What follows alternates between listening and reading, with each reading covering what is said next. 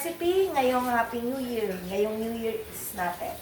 So, simulan natin sa ating kawali. Naglagay na ako ng mantika, then maglagay na tayo ng bawang at sibuyas. So, aray, tumatalsik siya. Hayaan muna natin na magluto talaga siya at mag-brown. Okay, so nakita natin, nag-brown-brown na siya. Lagay na natin ang ating giniling. So, nasa sa inyo kung gaano karami. Oops.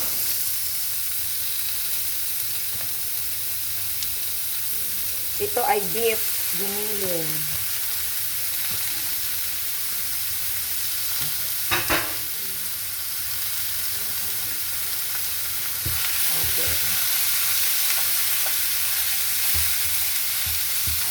Okay, then timplahan lang natin. Nasa sa inyo na kung anong gusto nyo pampalasa. So ako, lalagyan ko lang siya ng paminta.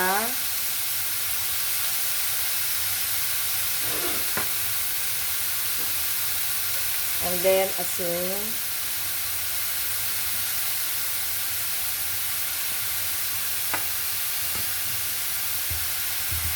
Okay, ngayon kung may beef cubes kayo, pwede nyo ring lagyan para mas malasa o kaya kung ano mang magic sarap o ano ba yun?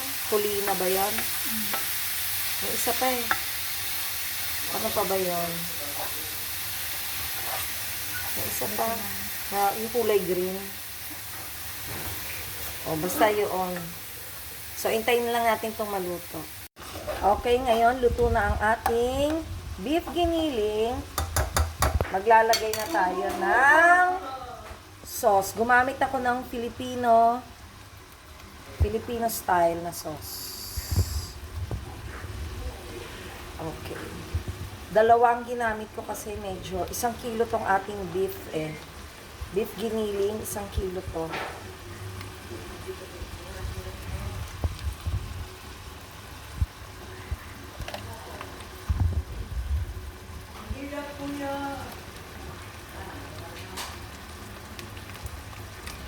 Okay.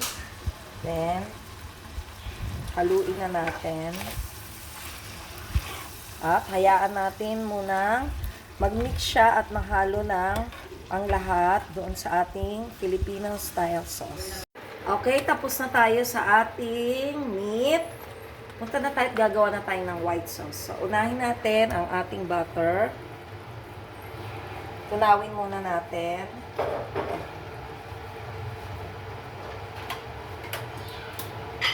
Ayoko ng ating mga sandok. Okay. Then,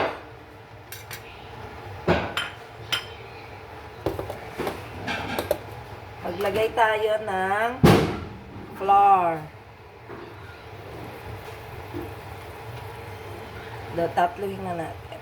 3 tablespoon ng flour.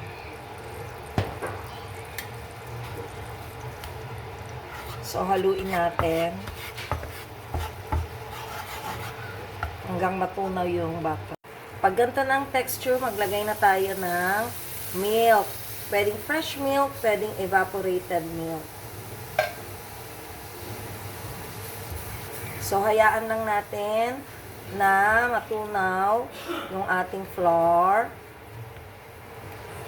sa butter and milk. Then, timplahan na natin ng salt and pepper.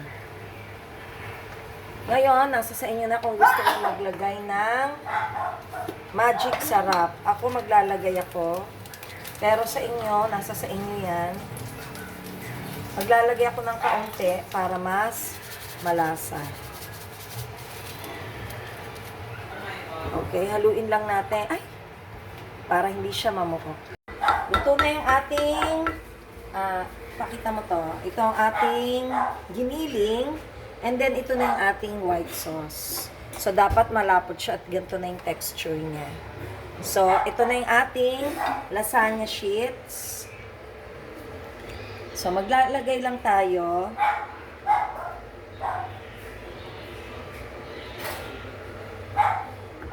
Yan. Maglalagay lang tayo all over them.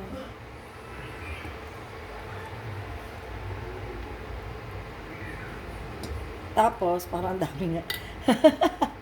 Tapos, saka tayo maglalagay ng white sauce.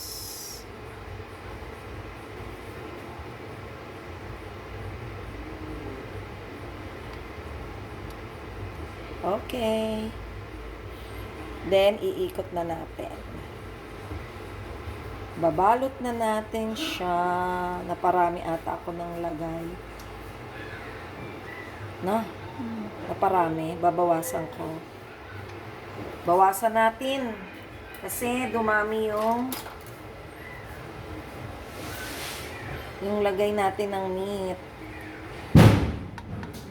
Bagong taon na, mga ka-joiners. Di pa ako tapos magluto. Ano lulutuin mo? Okay, ayan na. Meron na tayong isa. And then, ito yung iba pa. Babalutin natin yan. Isa-isa. So, ito na yung ating giniling. Then, ilalagay na natin itong roll natin. Lasagna roll. Wow!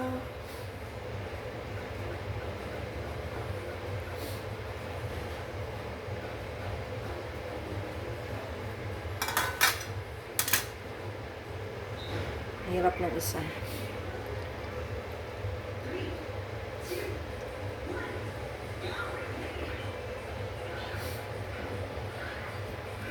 Yung isa kasi ay nasira ang ating balot. Kaya dahan-dahan natin siyang ilagay. Okay. Wow! Then, maglagay tayo ng white sauce.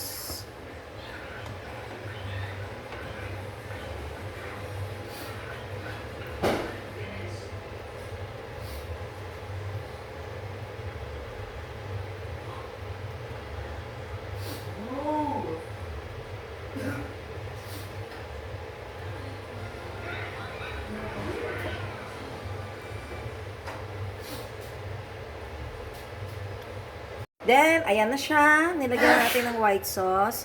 Lagyan na natin ng cheese sa ibabaw. Alam nyo, nagkamali ako. Kasi ang nailagay ko ay cheddar cheese. Dapat yung quick melt. Okay. Yan. Quick melt. Dapat. So, let's see kung matutunaw pa rin siya. Okay. Ang ating finished product na no oven lasagna roll. Tingnan na.